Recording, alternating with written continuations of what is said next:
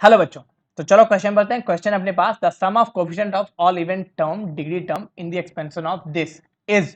तो पहली बात तो अगर तुम गौर कर तो ये है क्या, ये है अपने पास a plus B power n plus a minus B power n। तो अपने पास फॉर्मूला क्या होता है इसका, तो की कॉन्सेप्ट लिख लेते हैं फटाफट। की कॉन्सेप्ट अपने पास a plus B power n plus a minus B power n का जो फॉर्मूला होता है वो होता है nothing but twice of nc0 a raise to n plus nc1 nc2 a raise to n minus 2 b raise to 2 plus dot dot dot. It means all even वाले ले लेंगे, nc0 nc2 nc4 और dot dot ऐसे करके ले लेंगे। तो ये अपने पास की कॉन्सेप्ट हो गया। तो अब चलो क्वेश्चन की तरफ चलते हैं फटाफट। क्वेश्चन में क्या बोल रहा है अपने पास कि a प्लस बी पावर 6, यहाँ n की वैल्यू 6 है, plus a minus B power 6, तो n की वैल्यू 6 है, तो उसको मैं सीधा लिख सकता हूं twice of 6c0 a raise to n plus 6c2 x raise to 4 and root under x cube minus 1 whole square plus 6c4 root under X cube minus 1 whole 4 and power 2 इधर plus 6c6 root under X cube minus 1 power 6। क्या मैं ऐसा लिख सकता हूं? लिख सकता हूं। अब इसको अगर ठीक से लिखोगे तो क्या दिखेगा, वो दिखेगा इक्वल 2 इंटू 6c0 की वैल्यू 1 हो जाती है, 6c0 की वैल्यू 1 हो जाती है, तो इसको अभी रहने देते हैं X is to 6 plus 6c2 X is to 4। अच्छा, ये रूट अंडर का स्क्वायर है, तो इसको क्या लिख सकते हैं, ओनली एक्स क्यूब माइनस 1 लिख दो। अब ये root under X cube minus 1 की पावर 4 है, तो ये एक्स क्यूब माइनस 1 का होल स्क्वायर होगा, तो लिखो वो होगा एक्स क्यूब माइनस 1 का whole square.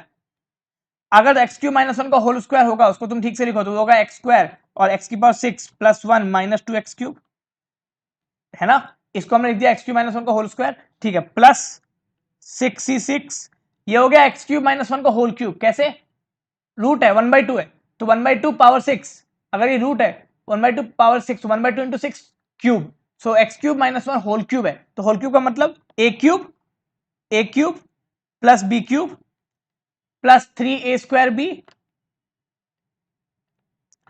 Plus 3ab square. कोई दिक्कत नहीं है। अब क्वेश्चन ठीक से पढ़ो, sum of coefficient of all even degree term, तो हमें इवन डिग्री का कोफिशिएंट चाहिए, तो इवन डिग्री क्या है अपने पास, x टू 6 6c0, कॉपी कर लिया, therefore sum is equal to twice of 6c0, copy कर लिया, क्यों 6c0, क्योंकि x टू 6 है। अब यहाँ x टू 4 है, तो 4 x टू 4 इंटू x3 कितना होगा x7 ऑड, नीचे माइनस x4, हाँ ये चाहिए, माइनस 6c2, यहाँ पे एक्स स्क्वायर है और x6 है, x की पावर 8 चाहिए, बाकी x square into 1 x square वो भी चाहिए, तो क्या होगा प्लस 6c4। तो एक काम करते हैं ना, पहले तो सिर्फ कोफिशिएंट इनके सारे टर्म लिख लेते हैं इवन डिग्री वाले, तो x to 6 6c2 x to 4 plus 6c4 x to 8 plus 6c4 X square plus 6c6। अब यहां पे अपने को क्या चाहिए, x टू इवन कोफिशिएंट चाहिए, तो क्या आएगा अपने पास x to 6 minus 3 X to 6, क्या आएगा माइनस 3 एक्स टू 6,